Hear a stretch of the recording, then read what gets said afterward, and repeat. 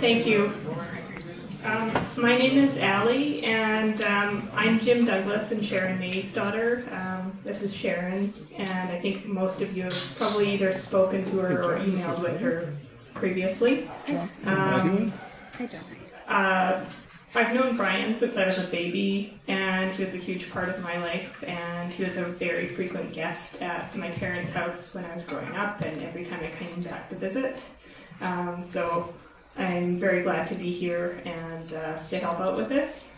And we'd like to thank the musicians who will be playing after the speakers. We have Derek Walsh, Ronique Taylor, Roy Reimer, Ed Wright, Keith Washington, Sharon Wadsworth, and Mike Griffiths. Thank you very much for coming and playing.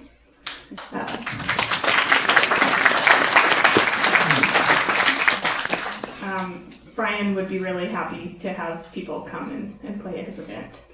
We have several people who would like to speak, so we're going to call them up, and there will be time after the speaking and the music for people to chat and reminisce.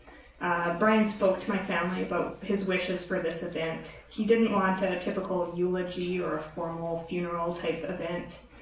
He was really hoping that people would get to know other people from other parts of his life. And the speeches will be short, and after that you'll be able to listen to the music and then socialize. So I'm hoping that everyone has a glass in front of them or near them. And thought we could make a toast to Brian if you've got something near you. So if you can raise your glasses to a kind and generous foreign raconteur who enriched the lives of everyone he met. We remember that he was loyal, determined, and got his wish to remain in his home in Queenswood. He will not be forgotten. To Brian. Brian.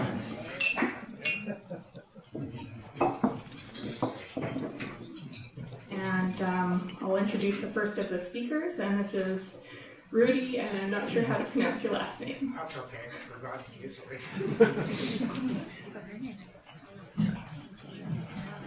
To me, Brian was the most unique and special individual I ever met. And the reason is because throughout his life, in the 40 years that I've known him, he'd gone through a lot of trials and tribulations.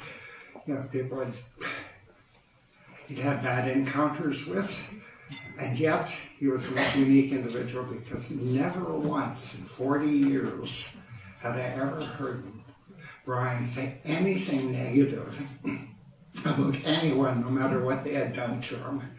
And that, to me, made him the most unique individual that I've ever met, and the kindest person that I ever knew.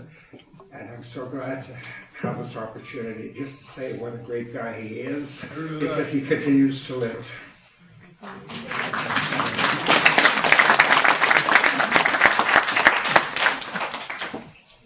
And we have Jim Hunter. Jim nearby. Yeah, hold on, I gotta find this thing. Okay. Okay. Cal Sankara, are you available now? Thank you.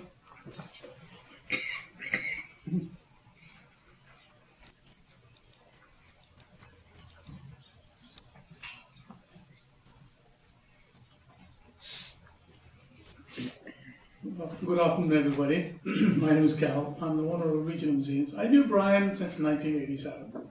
When he used to drive a taxi, of course, he was trying to do everything by himself. Then he sold his company, fell ill, and went to see him in hospital. He was a very, very small little guy. And he wasn't very big to start with. And of course, he was almost like a 70-pounder person. And I mean, he breathed odds, you know. I mean, the doctor told him, you can never walk again. He used to walk 3 miles a day. Sometimes he'd come to my house. He said, I'll walk back home. So we used to give him a ride. So he started working for me. And he was a very, very meticulous person. And of course, he always talked with the music and motorbike racing. Everything conversation comes to motorbike racing. And of course, every time I tell him, don't talk too much to the clients. But he always find a sort of common ground between the clients. It's As soon as they say something about the music, on and on and on. So he said, guess what? I met this guy who's this celebrity and this thing about the music. Long story short, the person had a really, really great heart. He never ill speak about anybody. He was a wonderful man. I never considered him as an outsider. He was considered to be our extended family member. You know, every time we had a function, Brian was my house. With my daughter's wedding, he was there 5 days. So, you know, he was such a wonderful man, stubborn man. He used to keep one of my vehicle at home all the time. And every time somebody else touches it, he says, who drove my van? It wasn't clean enough.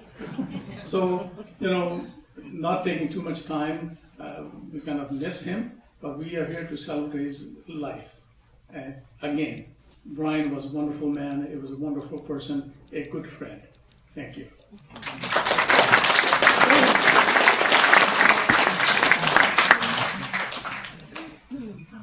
Jim Boutillier will be next.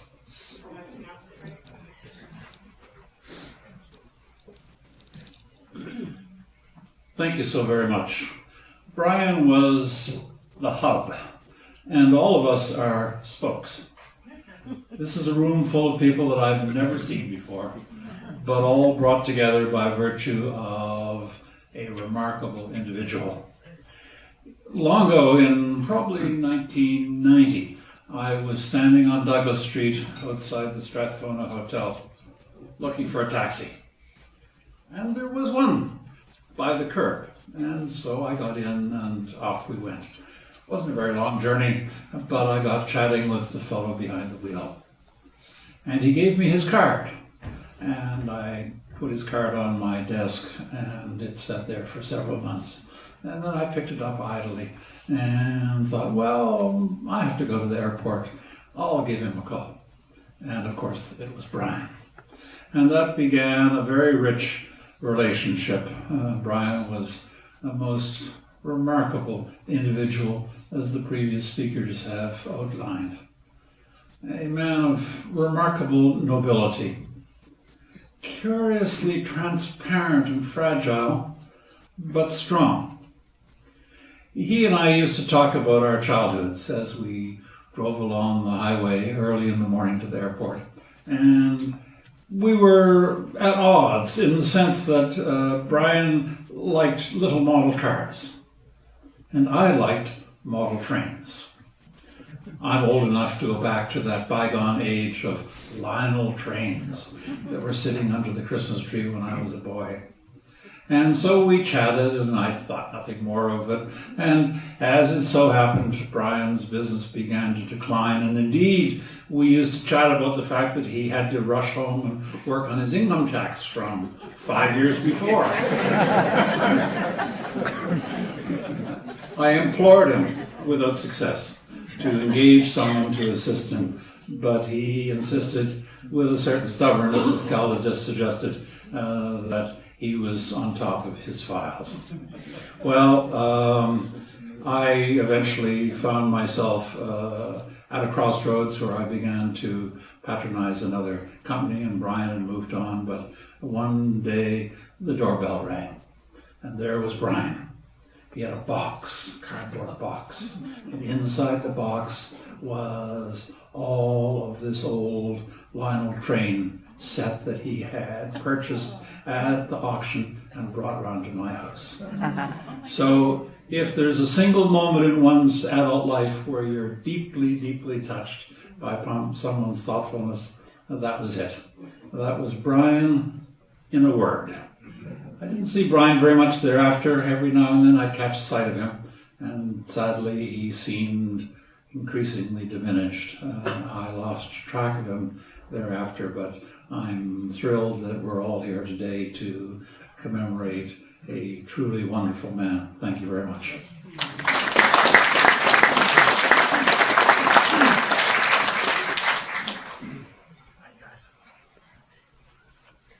Jim Hunter, are you ready? No? He went that way, okay. Mike Griffiths, are you ready? Thank you.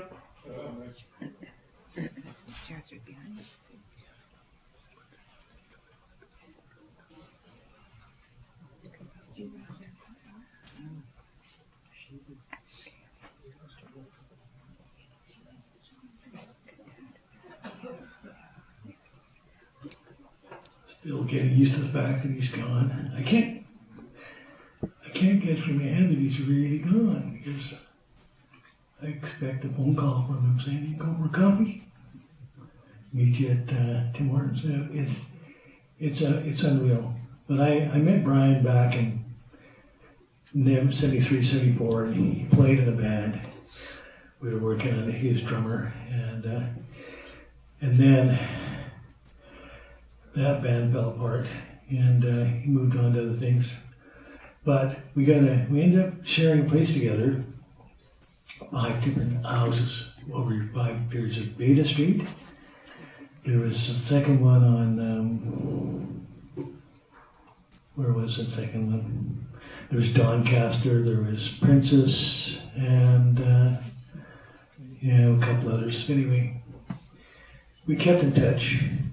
Me and Brian, we never forget to keep in touch, and we've been through a lot together. His ups and downs, and he got his cancer.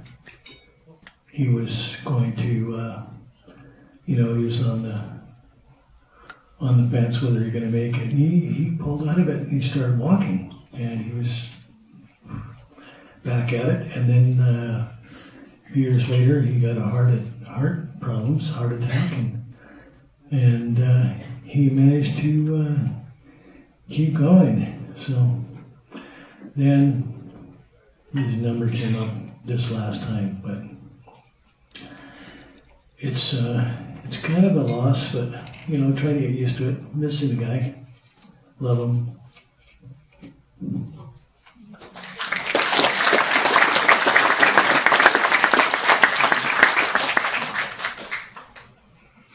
Gary Nordstrom.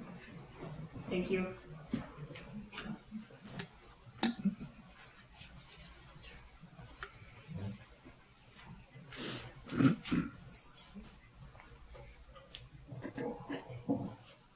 I'm part of the motorcycle end of things in Brian's life. Great guy. He knew a ton about motorcycle history, motorcycles, British motorcycles particularly. Always was talking about that amongst guys who love to talk about motorcycles, so he fit in real well with us. I met him at a motocross in 1968. It was at Ma Miller's at Goldstream. Now it's all full of trailers now, but at one point, well, it's park models. Anyways, at one time that was a field, and we raced there quite a bit. It's where I started racing, and he was there, and he had a brand new Boltaco Matador that he bought from Pearson's World of Pleasure on Douglas Street. Remember that, Ken? Anyways, we weren't, because we were both novices, we weren't allowed to race him. This was a points event, so they gave us permission to do a practice race afterwards. So while they were packing all up, Brian and I and another guy, we rode around, had just great time, and that was the beginning of great stuff. The next year, we raced at Ma Miller's again, and there's a picture just about in that location, right up high. I just put it there, and you might have a look at that, because quite a few people that are sitting here were racing at that track at the time. So can you tell me who was, put your hand up if you raced at Ma Miller's. Put your hand up. Come on there, Pat's over there. Look at these guys. See? All these guys. All right. It was a great place to race. Always had a great big audience. Anyways, and so Brian became part of that. Unfortunately, he had a weakness in his shoulder, and so every once in a while, if you went into a corner a little bit too fast and the bike kind of stood up on you, it pulled his shoulder out of joint. And so his days of motocross, even though he was going to be a talented rider and he was keen as heck, he could not race, and that was a real shame. He did have, I think, some surgery. Sharon, did he? he had some surgery and kind of tightened things up there, but he didn't race again seriously after that.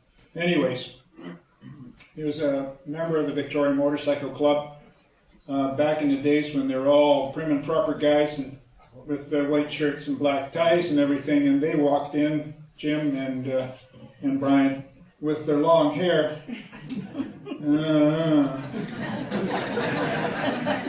Not so sure we want these guys as members of the club. Anyways, they love motorcycles so much they both stuck around. Of course, Jim became a parts supplier for motorcycles and had a great business going for many, many years. And Brian always stuck in there anyways. And pretty soon long hair wasn't a big issue. So anyways, they cut their hair too. That kind of happened.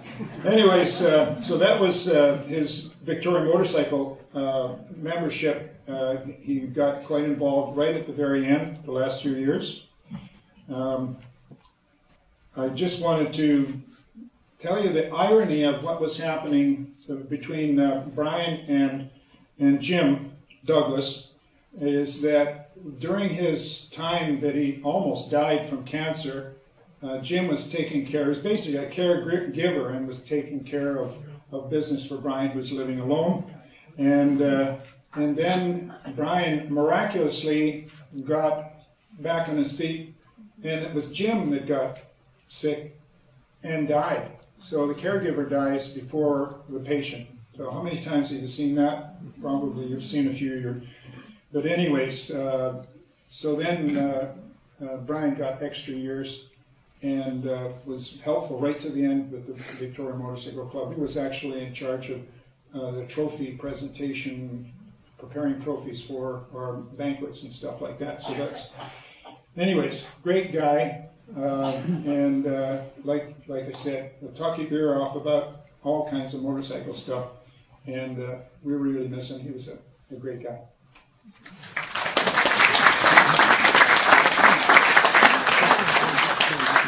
Next, we've got Janet Massett, please.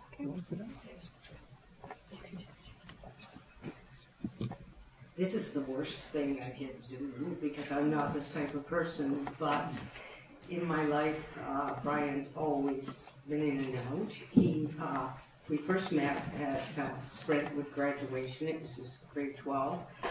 And then he dragged me to this motorcycle thing, and I made this big, nice lunch for him and everything, and there wasn't one thing that man could eat. He was allergic to everything. The nuts, the mayonnaise on the sandwiches, everything. So, he had this recorder with him, and we were going through the bush, and the motorcycles were coming down behind us, and I was walking right down the middle lane, and he's going on the thing, Janet, get out of the middle, the bikes are coming, and I got so scared, I just kept going down and down, and finally he grabs me off the trail, and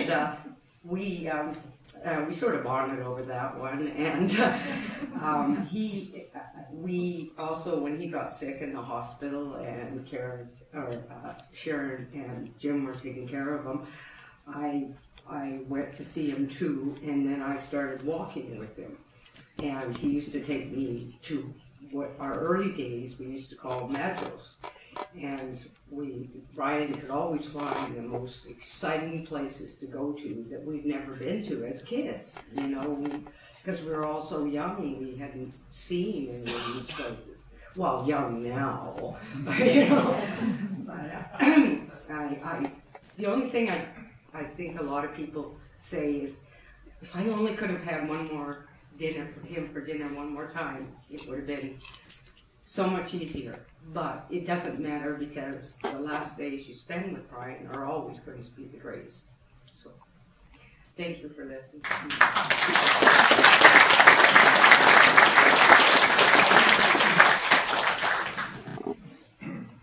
And Jim Hunter is ready. I'm really prepared usually, and I deleted it all. So.